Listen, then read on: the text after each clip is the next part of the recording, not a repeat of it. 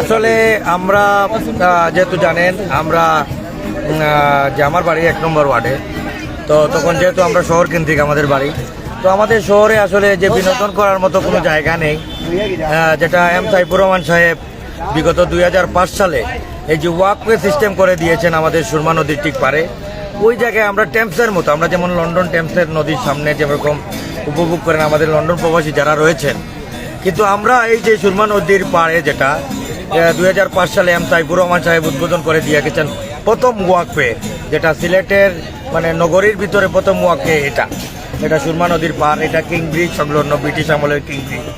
আমরা এখানে আসলে এই যে আমরা বিনোদন প্রেমী যারা আছি, আমরা এখানে চা টা খেয়ে একদম গল্পগুজব করে ভালো করে সময় কাটাতে পারি।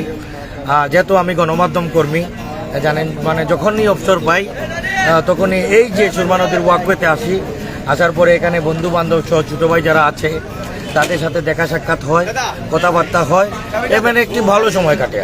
আমরা কথা বলছিলাম সহকর্মী আইনুল ভাইয়ের সঙ্গে, এবং তিনি খুব সুন্দর করে বলছিলেন যে আসলে অনেকেই এখানে সময় কাটাতে এখানে আসেন। ভাই, আপনার কাছে কেমন লাগছে এই মুহূর্তে এখানে? কেমন লাগছে এখানকার পরিবেশ? ভালো লাগতেছে। ভালো লাগতেছে। সন্ধ্যা 7টার পর থেকে তো সব মার্কেট, বিপণী বিতান, শপিং মল সবকিছু বন্ধ হয়ে যায়, তখন কি অবসর সময় কাটাতে এখানে আসেন কিনা? আপনার বাসা কোথায়? উপশহর। বাসায় যাবেন কখন? আমার দোকানে গোলা ভাই। ও, আপনার এখানে দোকান? আড্ডা দেওয়া শেষ হয়ে গেলে তারপর বাসায় চলে যাবে।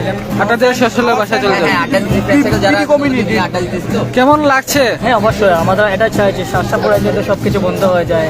তো আমরা চাই এখানে কিছু হয়তো আগে চিন্তা হইতো, বাট এখন যাতে ভালো মানুষের একটা, সে কারণে আর তেমন একটা খারাপ ধরনের কোনো অ্যাক্টিভিটিস দেখি না। তো আমরা চাই সামাজিক অ্যাক্টিভিটি সবাই আসুক, এরকমভাবে একটা আমেজপূর্ণ সিলেক্ট। অসংখ্য ধন্যবাদ। আমরা কথা বলছিলাম এখানে থাকা কয়েকজনের সঙ্গে, এবং তারা বলছিলেন যে তারা অবসর সময় কাটাতে এখানে আসেন, এবং এখানে কয়েকজন তরুণী মিলে গানের আসর জমিয়েছেন এবং খুব সুন্দর তারা সেটি উপভোগ করছেন। অনেক উৎসুক জনতাও সেই গানটি এখানে এসে উপভোগ করছেন। আপনারা যারা অবসর সময় কাটাতে চান ঘুরে যেতে পারেন সিলেটের কিং ব্রিজের নিচ থেকে। এখানে আসলে আপনারা আলী আমজদের ঘড়ি পাবেন সিলেটের ঐতিহ্যবাহী কিং ব্রিজ, এবং অনেক মানুষ এখানে ছুটে আসেন সন্ধ্যার পরটি এই স্থানটি পুরোপুরি জমে ওঠে। আমরা আমাদের সঙ্গে সহকর্মী আরেকজনকে পেয়েছি, রাধে মল্লিক তপন। দাদা, কেমন লাগছে? আপনার অনুভূতিটা জানান। আসলে সুরমার পাড়, আপনারা জানেন যে এই সুরমা নদীর পাড়ে আসলে এখানে সন্ধ্যা পর কিন্তু মানুষ এখানে এসে ভিড় করেন।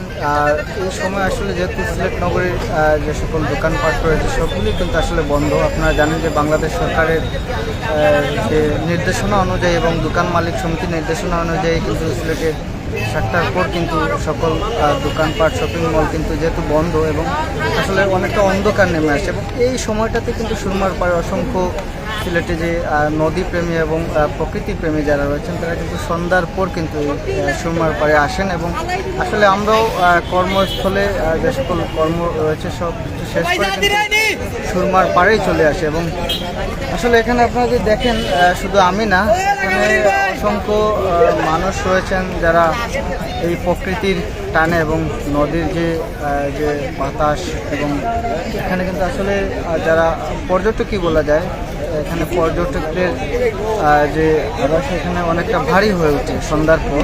এখানে দেখতে পাচ্ছেন অনেকে কিন্তু চা খাচ্ছেন, অনেকে আসলে সৌন্দর্য উপভোগ করছেন। তো আমরাও আসলে দেখেছি যে এই সুরমার পাড়ে অনেক সৌন্দর্য এবং যে প্রকৃতির যে প্রেম যাদের মধ্যে রয়েছে তারা কিন্তু এখানে চলে আসেন।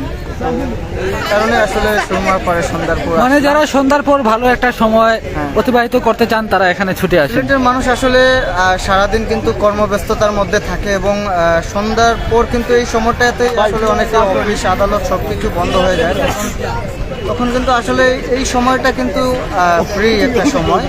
আর এই সময়টাতেই আমরা বেছে নিই সিলেটের মানুষ যে ঘোরাঘুরি কিংবা প্রকৃতির যে সকল আলো বাতাস রয়েছে সব কিছু উপভোগ করার জন্য। সেই প্রেক্ষিতে আসলে সুরমার পাড়ে এভাবে আসলে সন্ধ্যা পর মানুষ এখানে জড়ো হন। তাই আসলে আমিও প্রতিদিন এখানে একবার না হয় একবার এখানে আসি। অসংখ্য ধন্যবাদ।